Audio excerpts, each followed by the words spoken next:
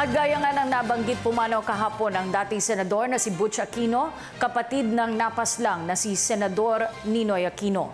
Si Butch ay nakilala sa mga icon ng EDSA People Power Revolution. Ang kanyang naging buhay, balikan natin sa ulat na ito ni Edwin Eusebio. Isinilang si Agapito Aquino noong May 20, 1939. Mas naging tanyag sa kanyang palayo na boots. Naging senador siya at naging congressman mula sa Makati City. Bagamat simulat sa pool ay malamig si Butch Aquino sa politika, bunso dito ng kanyang paniniwala na pang-elitista lamang ang politika sa Pilipinas at sadyang para lamang sa mga mayayaman.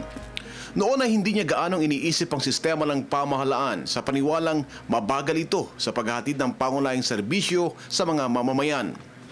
Gayunman, nabaligtad ang pananaw na ito kasunod ng pagkakapas lang sa kanyang kapatid na si Ninoy. Aminado si Butch Aquino na humanga siya sa sakripisyong ginawa ng kapatid na si Ninoy sa layuning maibalik ang demokrasya sa Naramdaman ni Butch Aquino na dapat niyang hanapin ang hustisya para kay Ninoy at ipagpatuloy ang mithiin para sa demokrasya na pinagbuwisan ng buhay ng kapatid. Kaya tumulong si Butch Aquino na buuin ng ATOM na ang ibig sabihin ay August 21 Movement na kilusang ibinatay sa araw ng pagpaslang kay Ninoy Aquino at Bandila o bansang nagkakaisa sa diwa at layunin. Sila ang nagsimula ng mga sunod-sunod na kilos protesta at mga marcha sa lansangan. Ang pagsisikap na ito ni Butch Aquino ay nagbunga ng EDSA Revolution noong 1986 kung saan siya ang nanawagan sa mga mamamayan na sumama sa rally para patalsikin ang diktadoryang Marcos. Matapos ang 2.5 taon ng pagiging street parliamentarian, nagpasya na rin si Butch Aquino na isulong ang kanyang political career tungo sa tunay na parlamento ng bansa.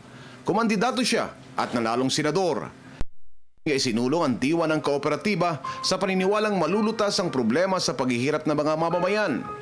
Bilang senador, inakda ni Butch Aquino ang Magna Carta for Small Farmers, ang SEED Act at ang Cooperative Code of the Philippines. Ito ang nakatulong ng malaki sa pag-usbong ng mga kooperatiba sa buong bansa at sa tulong ng bagong batas o Republic Act 6939 na lumikha sa Cooperative Development Authority, nagkaroon ng malaking bahagi ang kooperatiba sa ekonomiya. Ang pag-usbong ni Senador Agapito Butch Aquino bilang public servant sa kanyang personal na estilo at pananaw ay nakita sa kanyang konkretong programa at batas para sa pagpabubuti sa kabuhayan ng masa. Alinsunod ito sa kanyang prinsipyo na mamuhay ng simple, makatarungan, magpakumbaba at laging maging mapagmahal. Alaalang iniwan niya sa kanyang mapayapang buhay sa kabilang buhay. Para sa Telebisyon ng Bayan, Edwin Eusebio.